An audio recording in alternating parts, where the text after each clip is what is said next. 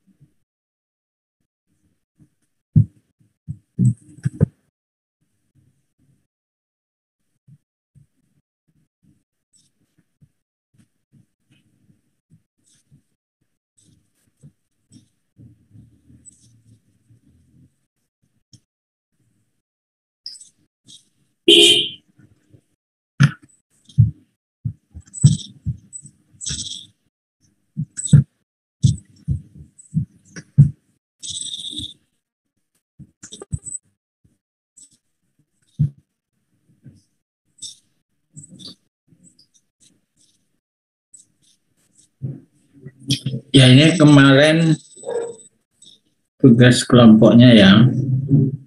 Saya kasih untuk kelompok 1 sampai 3 dulu. Kasih bahan ya.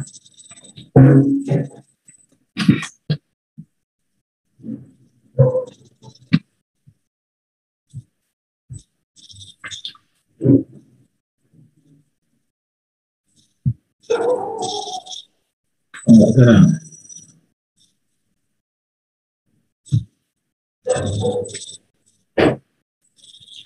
Nah, ini tugas kelompok 1. Buatlah tinjauan pasar atau analisa pasar dan penentuan kapasitas jika ada investor yang ingin mendirikan pabrik biodiesel tahun 2022. Ya, siapa kelompok 1? Ya, saya, Pak.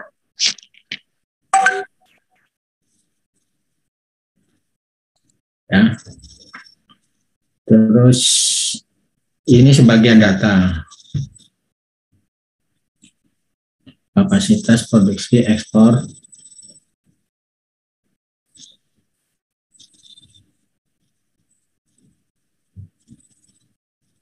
nanti tak share ini ya.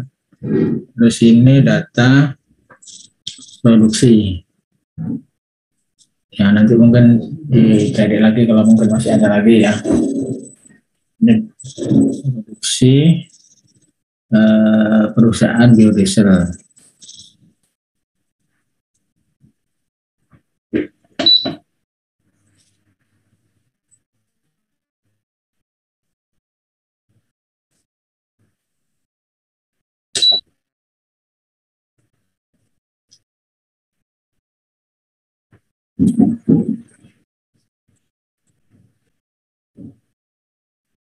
Jadi di situ kapasitas terkecil 10.000 kiloliter per tahun. Ya, yang terbesar 1 juta. Tapi 1 juta itu belum tentu dalam satu pabrik ya. Bisa dari beberapa pabrik. Ya.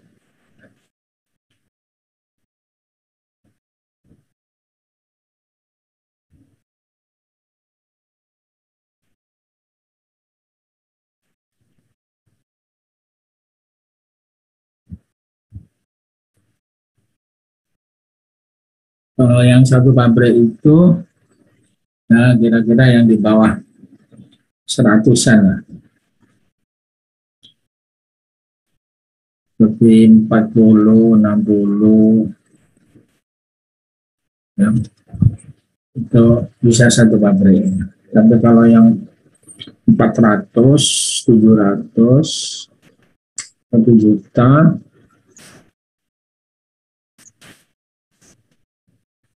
ada yang 7.000, ada 7.000, ada 400.000.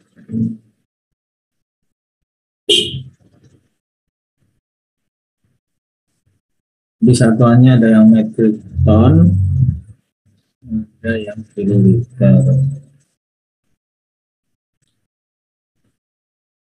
Ya.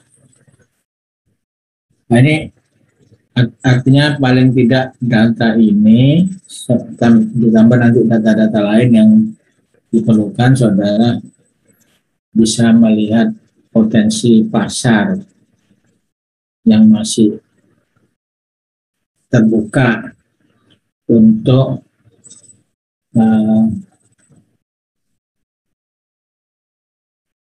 produksi biodiesel di tahun 2022.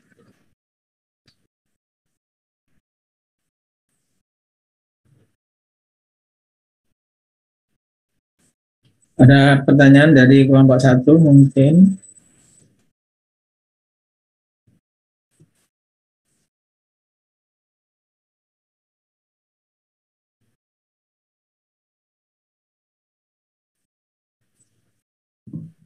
Masih belum ada, Prof. Kelompok 1.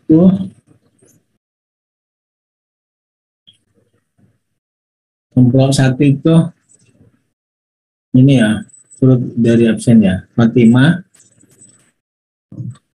Iya, Prof. Belum ada, Prof. Belum ada pertanyaan. Alwi. Terus Christian ya. Betul kan? Iya, Prof. Ya, kira-kira ada pertanyaan apa enggak kelompok 1? Sementara belum, Prof. Nah, belum, berarti saya lanjutkan ke kelompok 2 ya. Iya, Prof.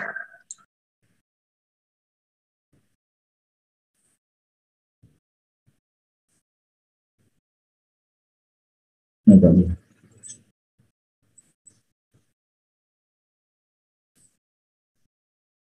Tugas kelompok 2. Kelompok 2 tadi siapa aja? Anggun ya. Anggun Sekar.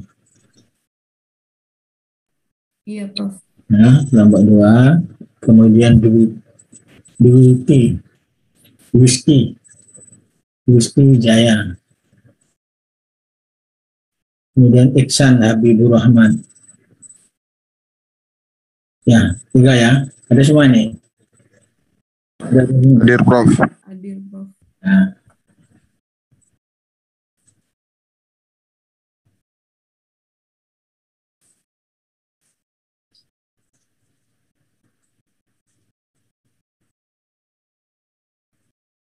Ini nomor NLP-nya kok nggak ada 23-nya. Ini semua anu dah. Semua RPA lah ini. Kelas ini. Iya, Prof. Iya, Prof. Oh. Ya, jadi untuk kelompok 2,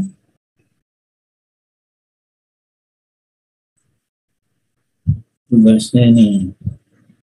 Nah, lanjutannya. Ini kelompok 1. Kelompok 2. Ya, buatlah uraian dan blok diagram dari beberapa proses produksi biodiesel dan lakukan seleksi proses jika ada investor ingin mendirikan pabrik biodiesel tahun 2022 di Indonesia. Nah, jadi kelanjutannya ya. Yang kedua, tetapkan bahan baku yang digunakan. Apakah menggunakan CPO, kopra, limbah CPO, minyak goreng bekas, atau minyak-minyak yang lain. Nah, pahami ya tugasnya ya. Nah, proses ini ada beberapa proses ya, tergantung dari bahan baku yang dipilih. Yang pertama proses ekstrifikasi, yang kedua proses transekstrifikasi, katalis basa, kalau ekstrifikasi itu katalis asam. Kemudian yang ketiga proses 2 tahap ekstrifikasi, transekstrifikasi, katalis asam dan basa.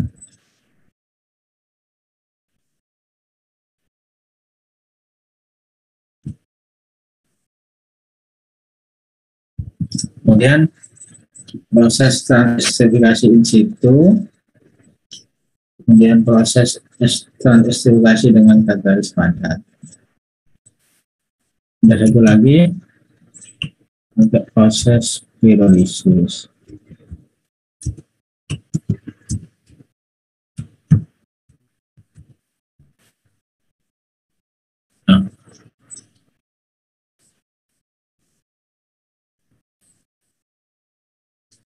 Nah, tugas untuk kelompok 2.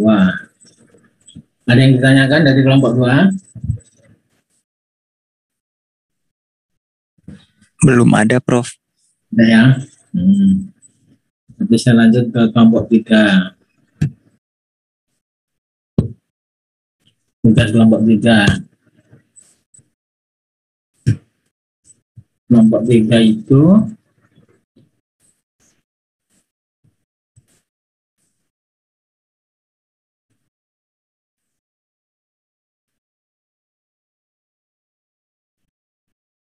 Ragila, Ragilia Rahma Maulidia. Ada? Iya, Prof. Rizky Aziza Hadir, Prof. di. Kemudian Wahyu Adinda Larasa. Hadir, Prof. Nah, ya. Tugasnya adalah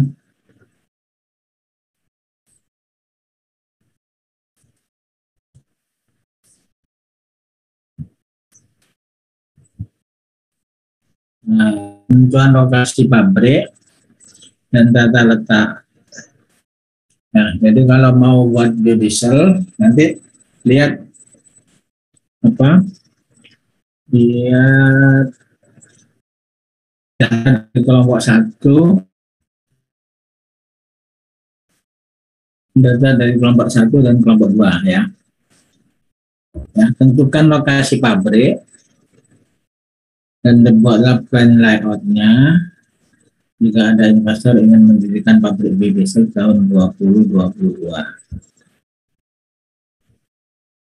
Ya, gampang ini ya, paling gampang ini ya. Nah, mungkin ada yang ditanyakan dari kelompok 3.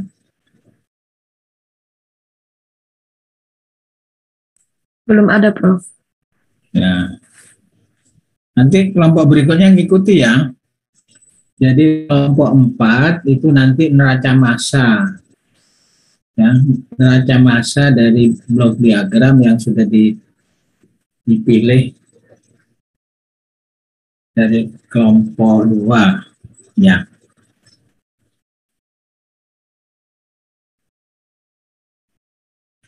Terus kemudian kelompok 5 itu neraca energi, ya, neraca energi. Terus kelompok 6 itu spek alat utama 1 sama spek alat tambahan. Alat tambahan itu bisa pompa, bisa selain pompa AE. Satu-satu aja, ya, spek O3 kalau gitu ya. Jadi storage 1, pompa 1, sama alat utama 1. Alat utama itu bisa reaktor, bisa separator misalkan. Ya. Itu berarti sudah sampai kelompok 5 ya. Jadi nanti masih tinggal kelompok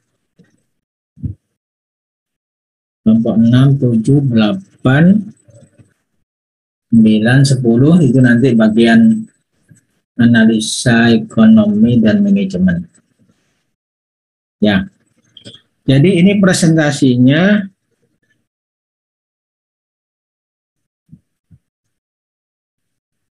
ini kan ada 10 kelompok. Satu-satu aja kalau gitu ya. Ini mulai minggu depan gitu ya. Mulai minggu depan itu satu-satu, bukan satu minggu satu aja dulu. Makanya saya sambil nambahi materi kuliahnya. Nah, jadi kelompok 1 dulu, nanti urut ke kelompok 2 dan seterusnya. Jadi bisa 1 minggu 2 karena kita punya kuliah Setu sama Kamis. Ya.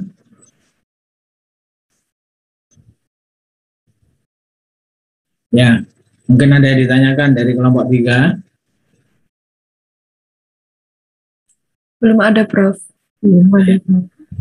Kira-kira tahu kamu menentukan lokasi gitu, pertimbangannya apa gitu misalkan ya, nanti kamu pakai Google Map gitu ya. Kan lokasi di mana ya, di mana yang banyak bahan bakunya ya, di mana ada pelabuhannya atau dekat laut bisa dibuat pelabuhan gitu ya. Gitu-gitu ya.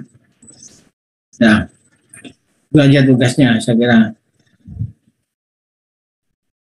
Jadi yang kelompok 4 sama kelompok 5 belum saya tulis karena nanti menunggu kelompok 1. Jadi supaya nanti blok diagramnya fix sehingga bisa membuat neraca massa.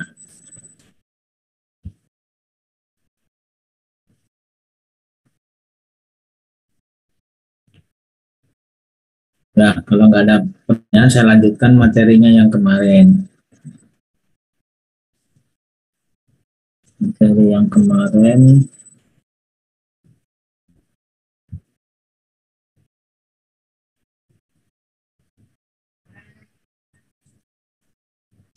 Kemarin, slow shifting.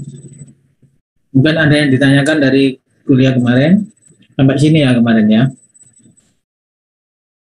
3D plan diagram. Ya.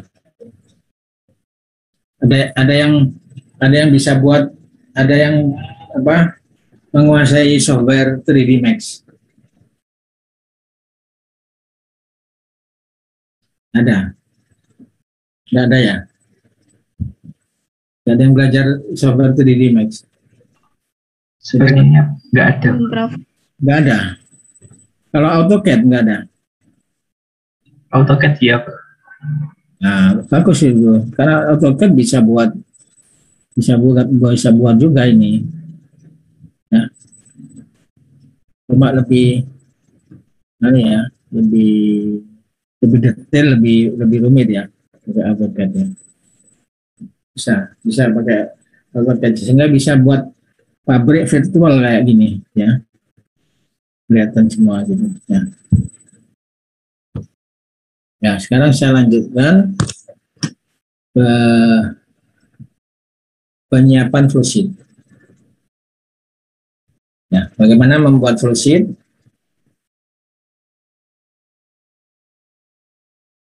Oh iya, nanti kelompok berapa ya? Kelompok 2 itu ya. Kelompok 2 itu buat blok diagram sama nanti buat flowsheet-nya. Ya flowsheet-nya 1 dimensi aja, 2 dimensi aja ya.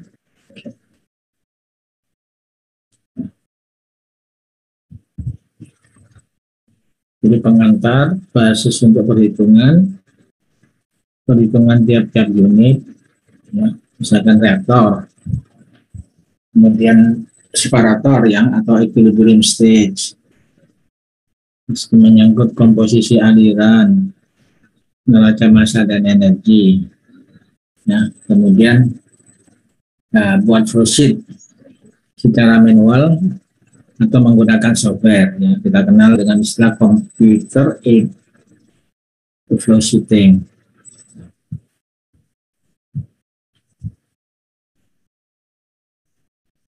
Ya, penyiapan flowsheet ya, aliran dan komposisi dihitung dari neraca massa. Ya. Permisi, Prof, mohon maaf. Belum ya? Sharingnya belum? Belum. Oh.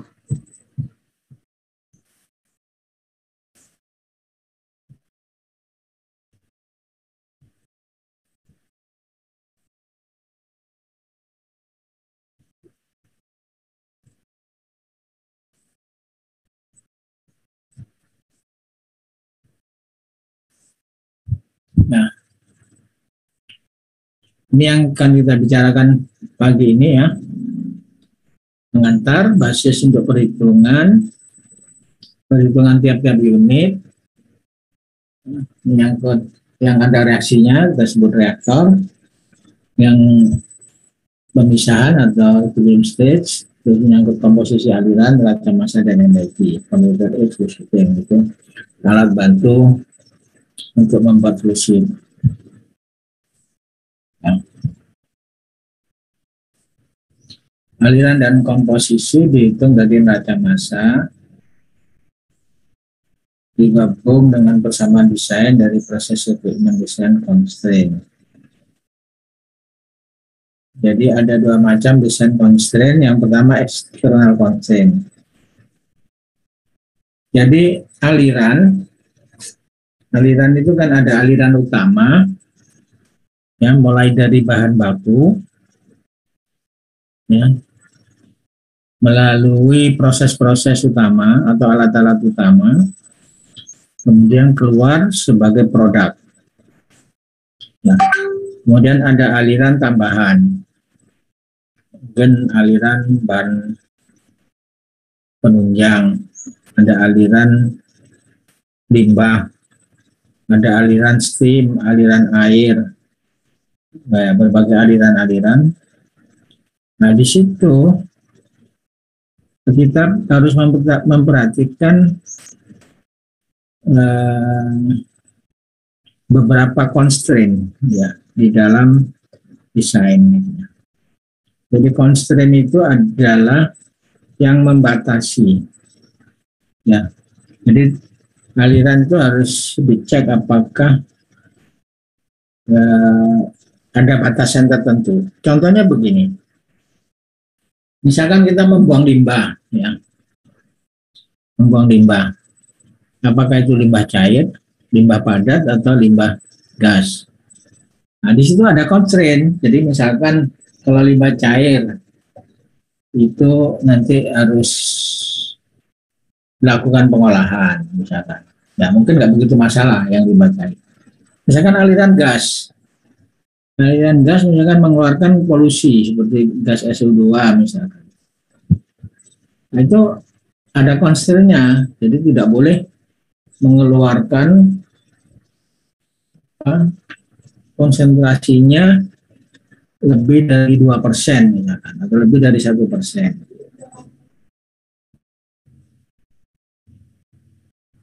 Ya, jadi karena tidak boleh lebih, nanti akan mempengaruhi di proses. Bagaimana proses supaya bisa mengeluarkan gas itu tidak lebih dari 1%. Atau mungkin ada proses tambahan. Mungkin dari proses tidak bisa diatur untuk konsentrasi itu 1%, maka di situ ada alat tambahan untuk mengurangi kadar gas yang keluar. Ya, itu namanya constraint eksternal. Ya, jadi tidak dapat dikendalikan secara langsung oleh perancang. Ya. Tadi saya kasihkan contoh gas keluar, bisa juga spesifikasi produk, ya. Pertimbangan safety, batasan air limbah, itu masuk external constraint. Sedangkan internal constraint itu ditentukan oleh karakteristik proses dan fungsi peralatan. Misalkan konversi, ya konversi bisa maksimum berapa gitu ya. Atau yield dalam keseimbangan neraca energi, keterbatasan alat secara umum. Ya. Jadi itu yang mempengaruhi, yang perlu diperhatikan nanti membuat flowsheet. Ya. Maksudnya flowsheet itu bukan hanya gambarnya, tapi lengkap dan ureannya, ya, urean alirannya. Berarti di situ ada neraca massa, neraca panas, itu masuk di dalam urean di flowsheet, gitu ya. Tapi di tugas enggak ya, jadi tugas kita cuma gambar aja, nggak usah. Nanti ureannya ada di bab baca massa. Kemudian basis perhitungan. Basis perhitungan. Basis perhitungan itu adalah time basis. Time basis itu artinya pabrik itu kan beroperasi setahun. Kita tahu setahun itu 365 hari. Tapi pabrik itu nggak bisa dioperasikan full karena ada waktu perawatan ya atau shutdown. Jadi pabrik nanti direncanakan mungkin 300 hari atau 320 hari atau 330 hari misalkan gitu ya. Nah yang umum ini ancar-ancarnya ya, 1 tahun itu 8760 jam. Jadi operasinya biasanya kalau pakai jam 7.400 jam atau 300 sampai 330 per hari.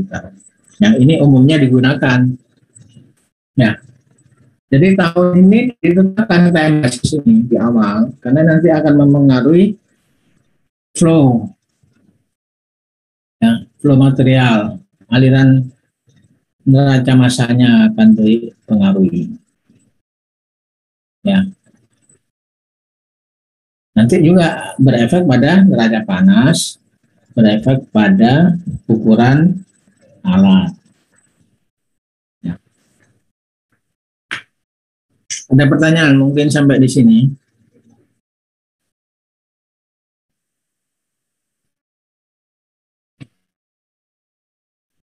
Mana? Saya ingin bertanya, Prof. Ya. Untuk yang di slide 40 tadi itu, untuk yang pengantar dari flowsheet itu berisikan apa ya, Prof? Apakah yang konsen tadi masuk ke pengantar atau Ini apa saya sebagai pengantar ini maksudnya. Ya ini adalah sebagai pengantar nih tadi. Oh, jadi memasukkan konsennya juga ya, Prof? Mempertimbangkan bukan memasukkan. Ya. Kalau ada jadi selain pertimbangan proses itu ada pertimbangan faktor safety, faktor lingkungan, faktor peraturan pemerintah, itu ada constraint eksternal. Ya. Kalau constraint internal itu adalah karena faktor proses, misalkan konversi. Konversi misalkan maksimum bisa 90%. Ya, kita ingin 95% kan tidak bisa gitu ya. Itu namanya constraint. Ya, kenapa kok nggak bisa 95? Oh, karena reaksinya berkeseimbangan. Jadi maksimum cuma bisa 80%. Itu namanya constraint internal. Constraint karena proses. Ya, Itu. Terima kasih, Prof. ada lagi untuk time basis ada pertanyaan?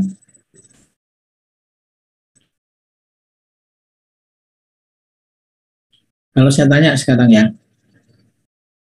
apa ini?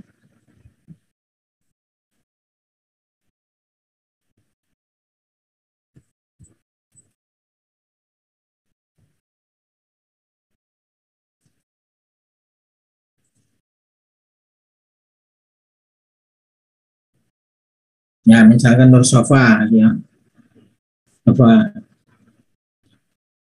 Kalau pabrik gula itu beroperasi berapa jam per tahun atau berapa hari per tahun?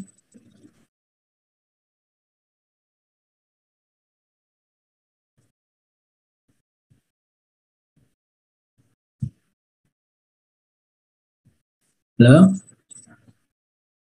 Ya, kalau pabrik gula itu beroperasi berapa hari per tahun?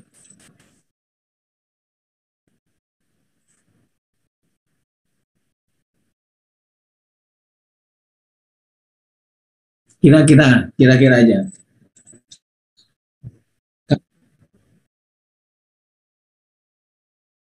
3 bulan. 3 bulan.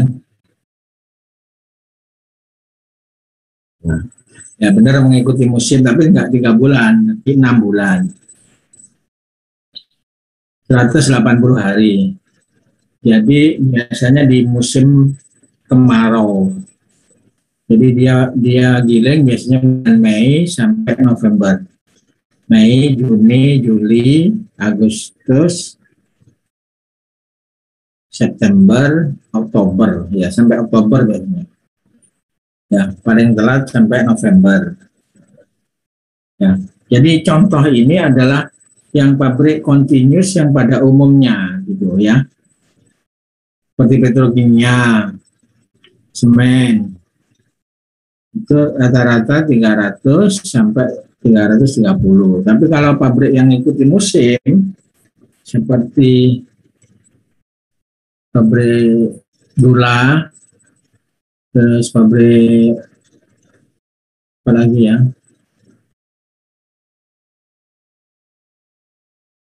biodiesel ya, biodiesel bisa ngikuti musim kalau bahan bakunya pakai pakai jarak misalkan gitu ya. Tapi kalau enggak mengikuti, jadi tergantung bahan baku. Kalau bahan bakunya itu musiman, itu bisa lebih kecil dari 300 sampai 30. Ya, sebagai contoh tadi pabrik gula hanya 6 bulan atau 180 hari. Ya.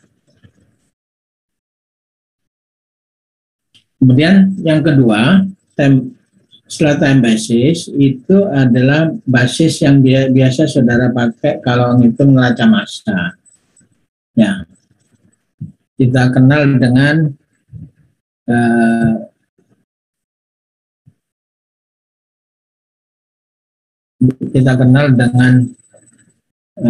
pengertian scaling faktor. Ya, jadi kalau membuat neraca massa, ya, di dalam satu blok diagram atau rangkaian blok diagram itu ngerjakannya dari depan atau dari belakang. Kalau neraca massa.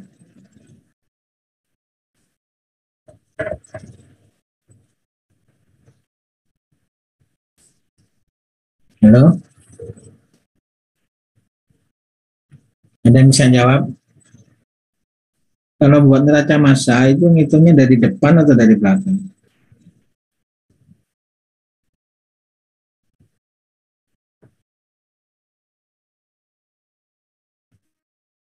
Nggak paham Mas ya. Misalkan satu full sheet gitu ya. Ambil contoh di sini. Nah, misalkan full sheet ini gitu ya. Kalau kita mau buat neraca massa, itu ngitung dari alat yang di depan sebelah kiri, apa alat yang di belakang di produk.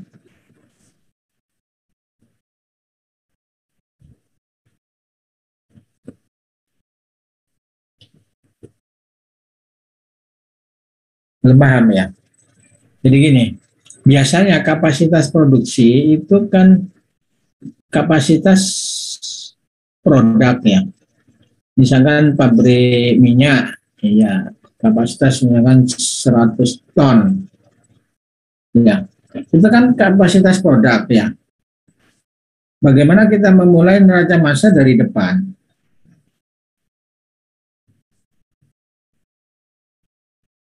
Gimana kira-kira?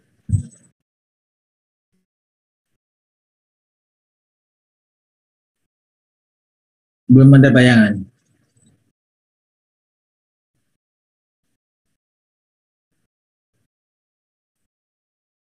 Halo? Ya.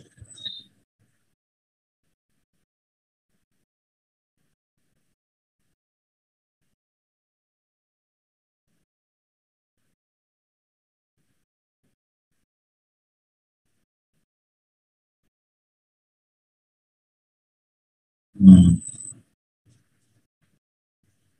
Jadi jawabannya separuh betul ya. Jadi semua harus dihitung dari depan. Tidak ada perhitungan dari belakang. Ya, kalau mendesain, hitungnya dari depan, walaupun yang diketahui di belakang. Nah,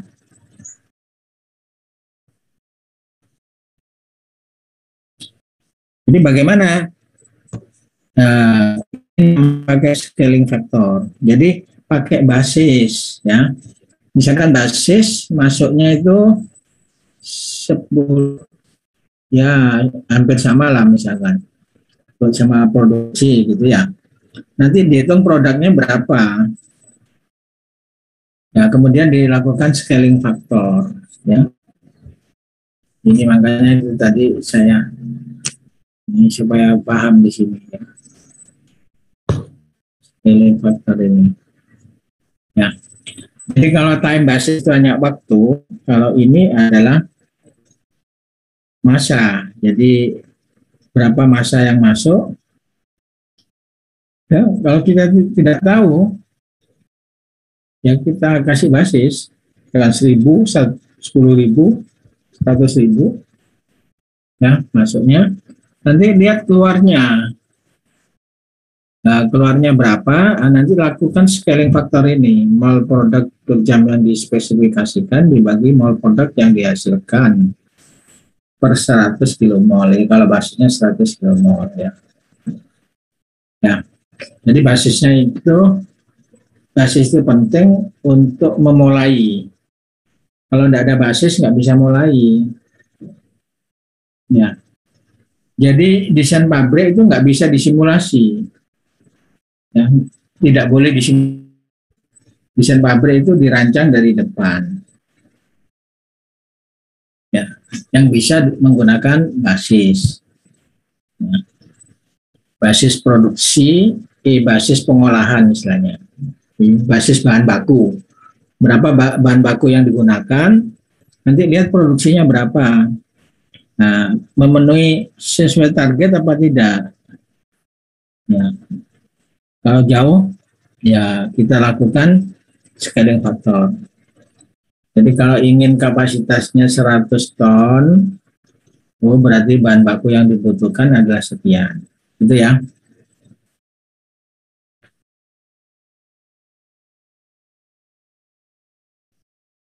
Jadi nggak boleh dihitung dari belakang. Itu metodologi yang salah gitu istilahnya. Bukan metodologi desain, itu metodologi simulasi kalau itu. Ya. Kalau simulasi di HISIS bisa gampang menggunakan ya. Tapi prinsipnya di desain tidak disimulasi, jadi dihitung dari depan menggunakan HISIS. Ya, selanjutnya ya, konversi di reaktor misalkan ya. Kalau konversi di reaktor itu ditetapkan, konversi atau yield ditetapkan. Jadi bukan dicari di literatur, tapi ditetapkan. Penetapan konversi nanti bisa dipakai untuk mendesain atau mencari ukuran dari reaktornya. Ya.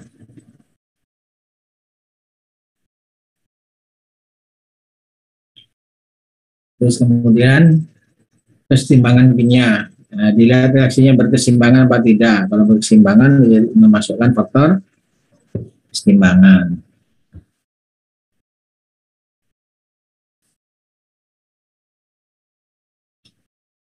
Equilibrium stage ya, untuk proses-proses pemisahan ya, seperti destilasi, ekstraksi, terus apa lagi, itu semua harus diperhatikan.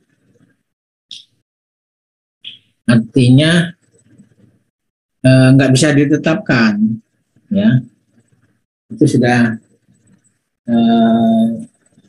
ada ya, sudah ada katanya, jadi tidak bisa ditetapkan sebagai konversi. Terus kemudian fixed stream composition, kadang-kadang dibutuhkan suatu aliran yang fix, mungkin karena constraint internal atau constraint internal ya, itu juga penting. Kemudian perhitungan neraca massa dan panas ya. Jadi pada umumnya orang ngerjakan neraca massa dulu, kemudian neraca panas. Jadi kalau neraca massa itu bisa mengetahui aliran di setiap titik, neraca panas itu untuk mengetahui kondisi operasi, ya, tekanan, suhu, untuk mengetahui panas yang timbul, ya, yang harus dievakuasi. Yang berikutnya untuk mengetahui kebutuhan air pendingin atau steam yang dibutuhkan untuk pemanasan. Ya. Tetapi ada beberapa alat yang tidak bisa dihitung neraca massa sendiri, neraca panas sendiri. Seperti contohnya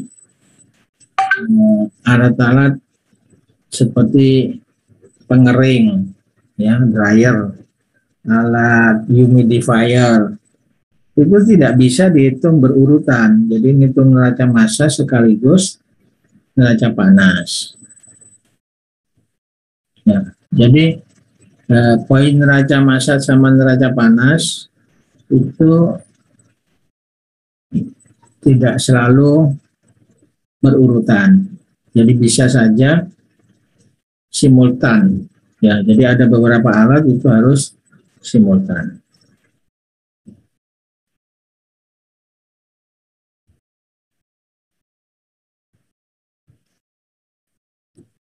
Nah, computer aided flow sheeting. Jadi untuk menggambar flow sheet ini ada beberapa software ya. Mungkin ada yang sudah update, ada yang lain dari ini gitu ya. Ada tambahan ya. Jadi kalau untuk menggambar saja itu ada namanya Visio Technical. Ya. Karena Visio itu banyak, ada Visio profesional, ada Visio ya, untuk manajemen, untuk amat. Ya. Tapi kalau untuk gambar proses itu Visio Technical. Kemudian bisa menggunakan alat software untuk gambar yang lain. Seperti tadi ya, AutoCAD, 3D Max misalkan, ya, atau ya banyak lah saya kira ya softwarenya. Kemudian untuk menghitung dan simulasi proses. Nah, ini ada banyak juga. Ada Pro2, ada Super Pro, ada Aspen Plus, ada HiSys, ada Flowpack, ada ProSim, dan lain-lain. Banyak di pasaran ya. Cuma yang bisa dijangkau dan mudah penggunaannya, user friendly, itu HiSys. Makanya HiSys lebih terkenal dari semua ini. Ya. Ada KW-nya, ada versi bajakannya. Ya. Soalnya kalau HiSys ya, sewanya itu berapa dolar ya? Pokoknya kira-kira 60 juta. Itu satu kali kontrak 3 tahun. Tim itu sewa HiSys itu 60 juta. Waktu itu ya. Saya aja 50 juta waktu itu berapa dolar? Waktu dolar masih 10.000.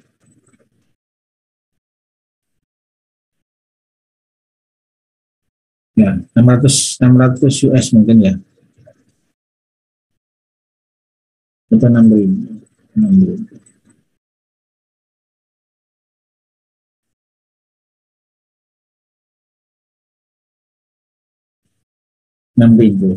Ya, 6.000 US. 6.000 US. Ya, itu sewanya ya, HiSys. Aspen lebih mahal lagi ya. Aspen Plus itu paling mahal. Paling lengkap. Ya, jadi HiSys itu tadinya buatan Hiprotech, tapi sekarang dibeli sama Aspen. Jadi untuk kelas 2-nya dia pakai HiSys. Ya, kelas 1-nya Aspen Plus. Ya, ini software-software yang ini ya. Ini contoh Visio ya. Nah, kalau Visio itu bisa buat neraca massa juga di sini. Ya. Jadi buat flowsheet plus neraca massa. Nah, di situ ada modul-modul alatnya, standarnya Visio, terus aliran, ya, dan neraca massa, tabel neraca massa, tabel aliran.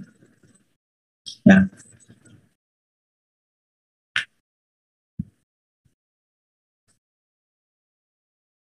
Jadi minimal HiSys Visio itu harus semua bisa ya. Ada yang belum pernah tahu Visio? Halo? Sudah, Prof. Udah ya. Berarti nanti kalau buat flowsheet bisa dicoba pakai ini ya. Tetapi tidak semua modul ada. Kadang-kadang harus ditambah ya, tambah dari luar ya, di import. Nah, kemudian yang berikutnya yang sering dipakai ini HiSys. Nah, ini kalau bisa semua belajar HiSys ya. Karena nanti kalau cari kerjaan biasanya ditanya ya, bisa HiSys apa enggak, biasanya gitu ya. Jadi HiSys adalah program proses flowsheeting yang bersifat modular yang digunakan secara luas oleh universitas dan industri.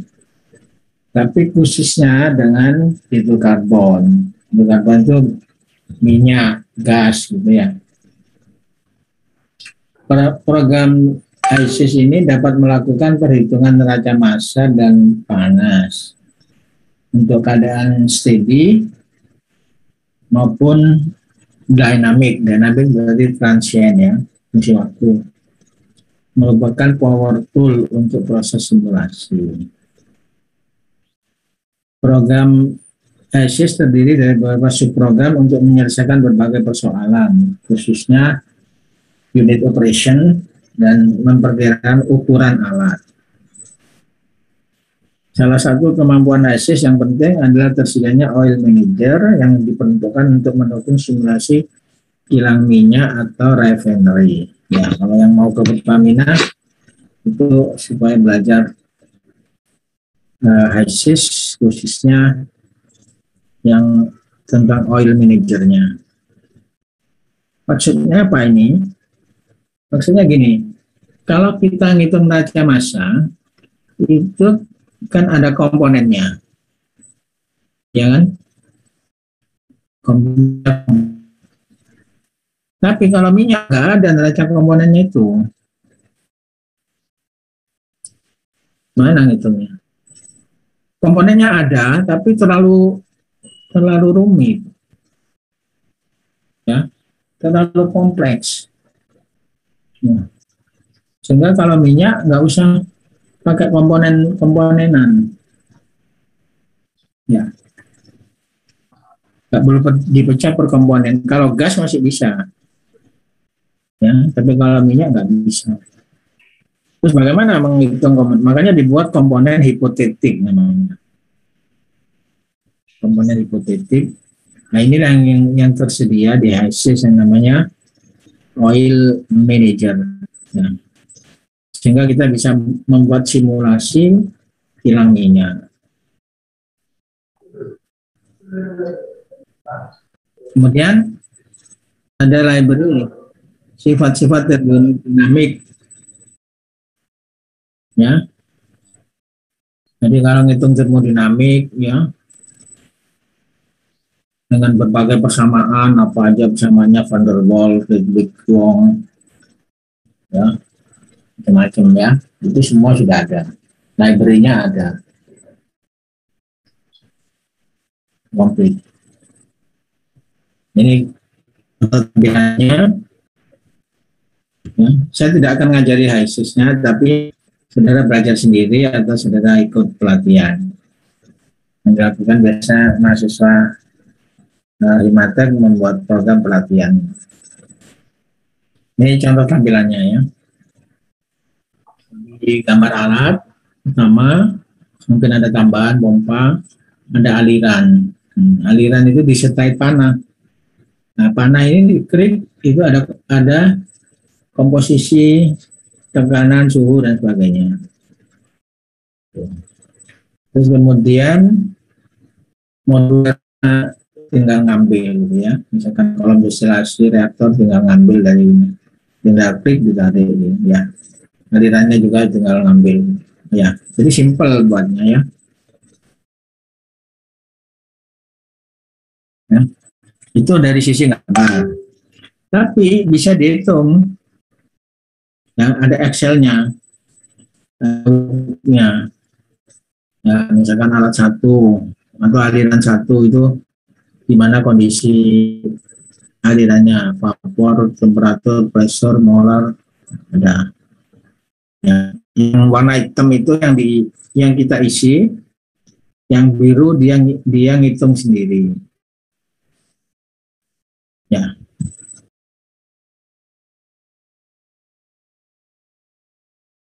Atau kebalikannya, ya.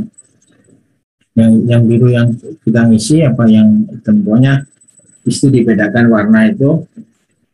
Kalau dia otomatis, ya, artinya misalkan kondisi sesuatu bahan, kalau kita tahu tekanan sama suhu, berarti otomatis komposisi tahu, gitu. Komposisi uap, saya tahu, ya. Jadi dia ngitung sendiri.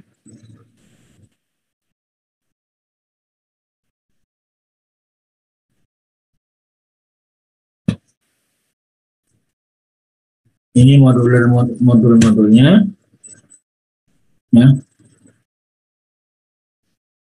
Ini tampilannya kok ungu.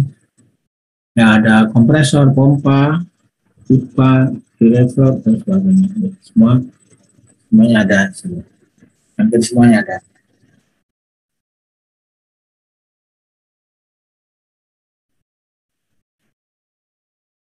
Ada pertanyaan sampai di sini? Belum, Prof. Belum. Jadi neraca massa itu bisa dihitung nanti secara manual pakai Excel. Tapi kalau mau pakai HISIS juga bisa. Ya.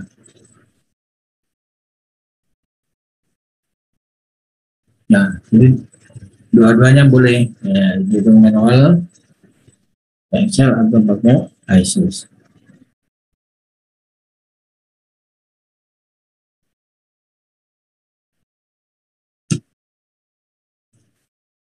Ini satu lagi contoh tampilannya Aspen ya, ya mirip-mirip lah, karena beda software aja, beda software, beda pembuat. Ya.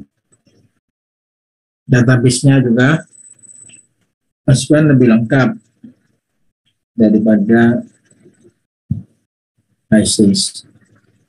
Kelebihannya ISIS itu user friendly, ya user friendly, jadi mudah ya, orang belajar juga mudah, nggak sulit. Terus memang sengaja disosialisasikan, artinya di selain ada versi dijual ya, kalau Aspen itu tidak dijual, jadi kalau Aspen itu disewa ya, ISIS itu ada yang disewa, ada yang dijual. Tarifnya beda-beda. Kalau yang saya tadi 60 juta atau 6.000 US per 3 tahun itu hanya untuk pendidikan. Tapi kalau untuk industri bisa 2 kali lipatnya ya, harganya, harga sewanya. Ya. Tapi versi crackingnya ada, ya, jadi saudara bisa beli di mana, di high-tech mall atau di mana gitu. Harganya nggak mahal, ya, nggak sampai 50.000. Ya, saudara bisa belajar. Ya. Mumpung saudara belum lulus, saudara belajar ISIS. Ya. ISIS mudah dipelajari. Kalau nggak bisa semua, paling tidak saudara kenal. Ya, mana cara buat fluid pakai ISIS, gitu aja. Buat neraca kecil-kecilan, buat neraca panas kecil-kecilan, gitu ya. Desain storage misalkan, gitu ya, yang gampang-gampang aja. Ya. Ya, ya sudah. Saya kira ini yang bisa saya sampaikan untuk bab flow sheeting. Ya, jadi membuat flow sheet, ya, menghitung, menggambar, ya, baik secara manual maupun menggunakan software. Nah, ada pertanyaan mungkin?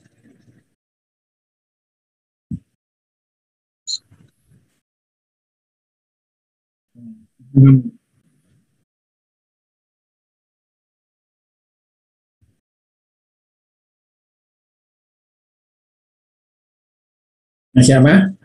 Alpha? Oh, belum tak isi. Perasaan sudah tak isi semua. Saya tak cek. Yang hari Rabu apa hari Kamis? Oh iya, saya cek yang hari Rabu.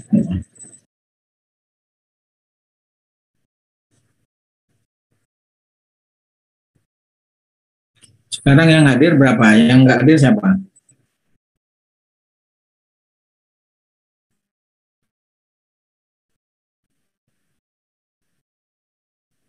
Hadir semua ya. Ya, gampang kalau gitu aja semua. Misalnya.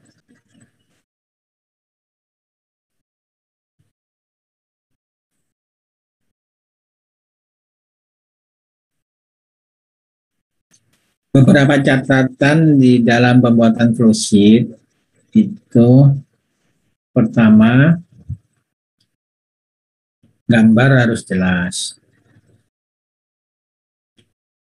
Ya, artinya proporsional. Kadang-kadang gambar alatnya itu kecil-kecil. Ya, jadi alat-alat utama itu harus ditampakkan besar. Tidak harus skala. ya, karena memang tidak harus kalah, tapi paling tidak jauh, artinya proporsional gitu. Artinya kalau kolom distillasi tinggi, gimana gambarnya dibanding dengan pompa misalkan ya, jangan sampai gambar pompanya besar sama dengan tangki gitu ya. Jadi gambar yang proporsional.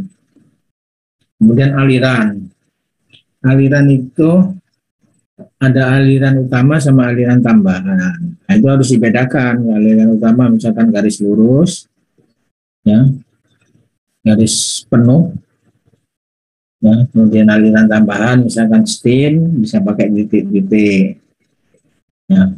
Air pendingin pakai titik-titik yang beda dengan steam, misalkan gitu, ya.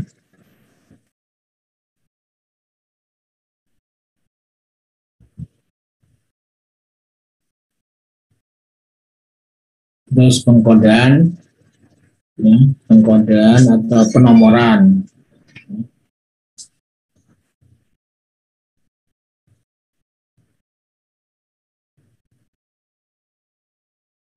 Terus tabel, ya, tabel neraca massal, ya.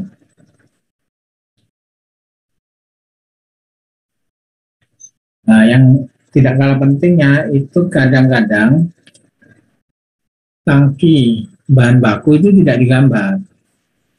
Tangki bahan baku tetap digambar. Tangki atau tempat produk atau gudang produk atau tangki produk itu juga harus digambar. Nah, ada yang nggak digambar, jadi langsung panah. Gitu. Karena itu kalau langsung panah itu sebenarnya fluidnya nggak utuh karena ada fluid lain yang nyambung nanti. Biasanya kalau di dalam membuat fluid yang besar itu nggak dalam satu gambar, ada fluid utama itu sendiri, kemudian ada fluid tambahan. Fluid tambahan itu apa? Mungkin pengadaan bahan baku itu ada fluidnya sendiri, penanganan produk ada fluidnya sendiri, terus utilitas ada fluidnya sendiri. Nah itu digambar terpisah. Nah, sehingga di situ bisa jadi di bagian depan itu tidak ada gambar storage, karena gambar storage mungkin masuk di fluid lain gitu. Tapi kalau di tugas pradesain itu tidak ada, jadi harus masuk, harus lewat storage, ada storage-nya di situ. Demikian juga produk keluar juga harus dalam, apakah produknya berbentuk liquid, ya, dalam bentuk apa, di packagingnya bentuk apa, seperti apa. Jadi packagingnya juga harus masuk di situ, apakah dikantongi, apakah apa istilahnya curah atau balok, masuk ke mobil atau ke kapal misalkan. Ya, itu catatan-catatan yang perlu saya tambahkan bila membuat satu dosen.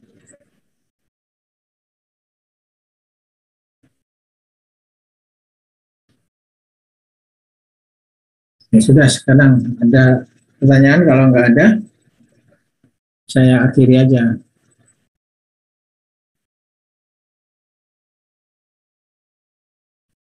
Saya cek absennya dulu ya. Saya izin bertanya, Prof. Oh ya. Ini berkaitan tentang desain pabrik TA. Ya. Jadi kan saya beberapa kali lihat di laporan sebelumnya itu untuk mencari kapasitas itu dari kakak kelas itu mereka menggunakan itu dari belakang. Mereka menggunakan data impor, kemudian dibikin grafik ya, Prof. Ya. Kemudian dengan itu didapatkan persamaan untuk mencari kebutuhan.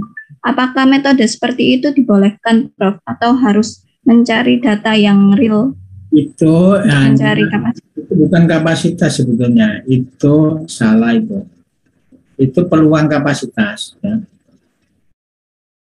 Jadi bukan kapasitas yang ingin dicari. Itu rumus salah itu, nggak ada di buku Peter, nggak ada itu. Itu di buku diktatnya dosen yang terdahulu, saya tahu lah.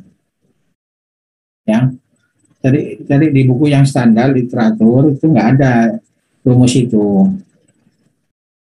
Ya, jadi rumus itu namanya peluang kapasitas. Ya, konsumsi ditambah impor dikurangi produksi, kebalik ya, produksi ditambah impor dikurangi konsumsi dan ekspor. Rumus itu bukan rumus untuk mencari kapasitas, tapi itu peluang pasar, Mas ya. Berarti ada peluang pasar.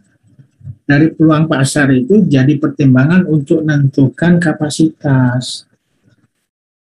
Ya, tapi dengan syarat datanya valid.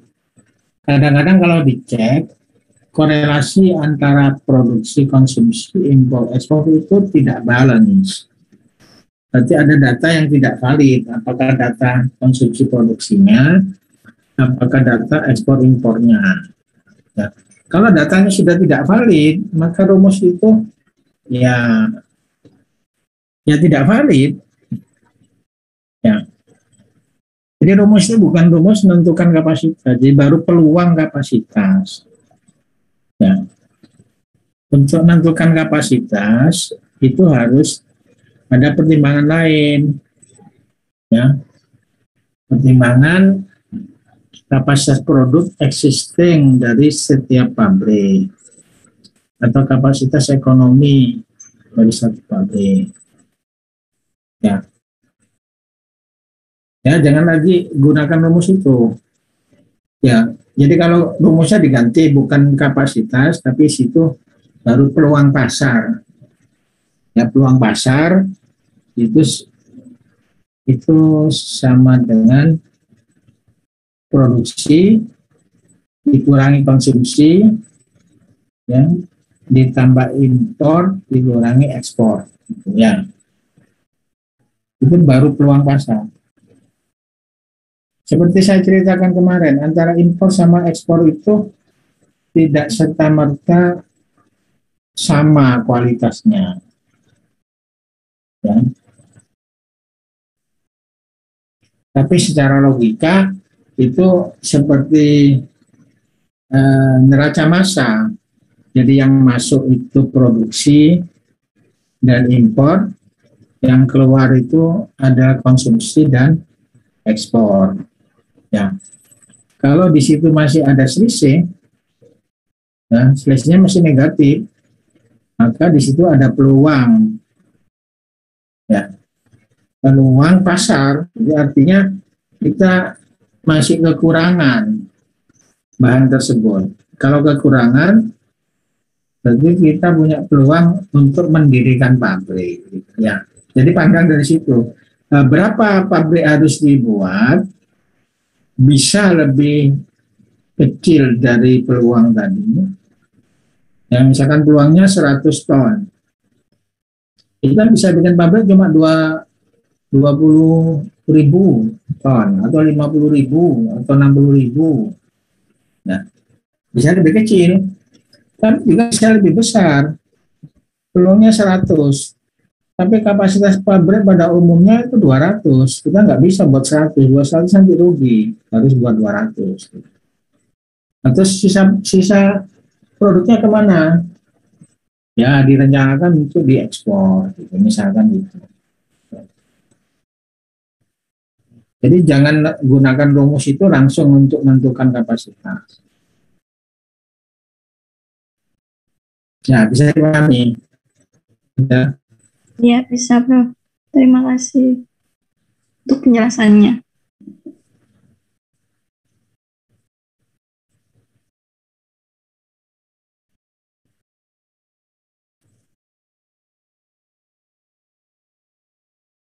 Nanti Nanti yang biodiesel itu nanti akan kelihatan itu nanti. Rumus itu nggak berlaku, nggak bisa dipakai. Ya. Jadi rumus itu hanya bisa dipakai untuk untuk yang tertentu lah. Yang produknya sudah itu established, produksinya established, konsumsinya established, ekspor impornya juga reguler, itu mungkin bisa. Mungkin bisa. Tapi logikanya itu baru di level peluang, jadi jangan ditulis sebagai rumus gitu, ya. Karena rumus itu hanya diturunkan dari logika, ya. Jadi kalau saudara baca di Twitter atau di buku plan design, ya nggak ada ya, ya.